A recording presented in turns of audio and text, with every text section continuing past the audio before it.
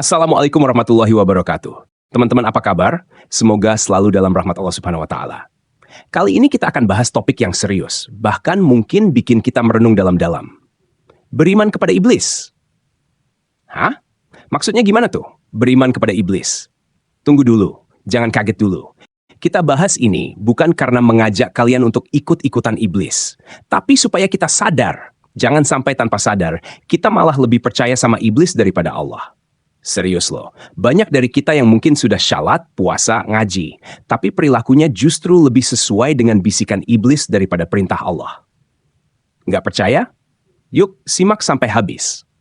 Mungkin setelah nonton ini, kalian bakal sadar. Oh, ternyata tanpa kita sadari, kita bisa jadi pengikut iblis kalau nggak hati-hati. Bismillahirrahmanirrahim.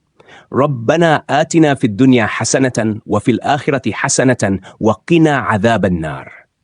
Artinya, Tuhan kami, berikanlah kami kebaikan di dunia dan kebaikan di akhirat. Lindungilah kami dari siksa neraka. Semoga Allah SWT mengabulkan doa ini dan memberikan kebaikan di dunia serta akhirat kepada kita. Amin, amin. Ya Rabbal Alamin. Mengikuti bisikan iblis dalam segala hal. Pertama, kita perlu ingat bahwa iblis adalah musuhnya kita.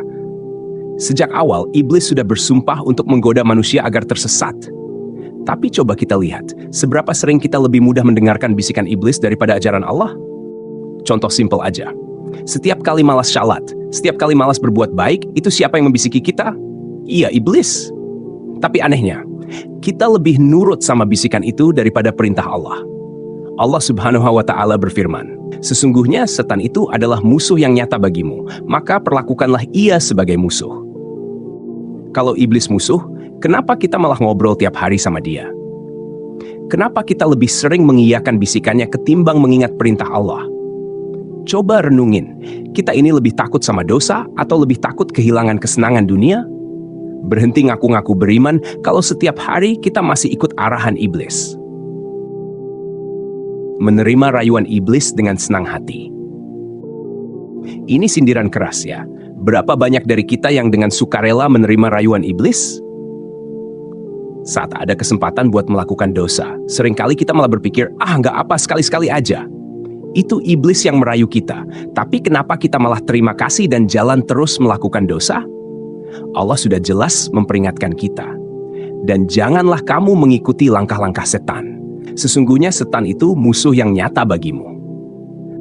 Kalau kita masih sering kompromi dengan dosa, coba cek lagi, siapa yang sebenarnya kita turuti? Apakah Allah yang memerintahkan kebaikan atau iblis yang selalu ngajak kita ke jurang? Hati-hati, jangan sampai kita merasa aman karena sudah syalat, tapi di balik itu kita terus jatuh dalam bisikan iblis yang memanjakan hawa nafsu. Bukan cuma beriman pada Allah di mulut, tapi dalam tindakan, kita lebih beriman pada iblis. Mudah terpancing amarah dan kebencian. Apa yang paling sering jadi senjata iblis? Amarah. Setiap kali kita marah tanpa alasan, atau membiarkan emosi menguasai diri, itulah saat iblis paling mudah menjerat kita. Buktinya, setiap kita marah, pasti banyak keputusan yang kita sesali kan? Kenapa? Karena saat marah, kita sering nggak sadar kalau iblis lagi tepuk tangan di belakang kita, senang melihat kita jatuh dalam perangkapnya. Rasulullah Shallallahu Alaihi Wasallam bersabda, "Sesungguhnya kemarahan itu dari setan, dan setan diciptakan dari api." Jadi, setiap kali kita membiarkan amarah menguasai diri, kita sebenarnya lagi memberi jalan buat iblis untuk menghancurkan kita. Dan anehnya, kita malah sering bangga, "Gua nggak bisa dibikin marah sembarangan." Padahal justru itu pertanda kita gampang dipermainkan setan. Jangan sampai jadi orang yang bangga karena dikuasai amarah, karena itu sama aja mengizinkan iblis mengendalikan kita. Siapa yang sebenarnya berkuasa atas dirimu? Allah atau iblis? Mencintai dunia lebih dari akhirat. Salah satu tipu daya iblis yang paling halus tapi paling berbahaya adalah membuat kita cinta dunia lebih dari akhirat. Kita sibuk bekerja, sibuk mencari materi, sibuk mengejar prestasi dunia, sampai-sampai ibadah kita diabaikan. Kita terlalu mencintai kenikmatan dunia, lupa bahwa kehidupan ini cuma sementara. Di sini iblis paling ahli memainkan hati kita. Rasulullah Shallallahu Alaihi Wasallam bersabda, "Cinta dunia adalah pangkal segala kesalahan." Kalau kita masih sibuk ngejar dunia dan lupa menabung amal buat akhirat, sadar nggak sebenarnya kita sudah tertipu sama iblis? Dia bikin kita merasa aman, merasa gue masih punya waktu, padahal kematian bisa datang kapan aja. Hati-hati teman-teman.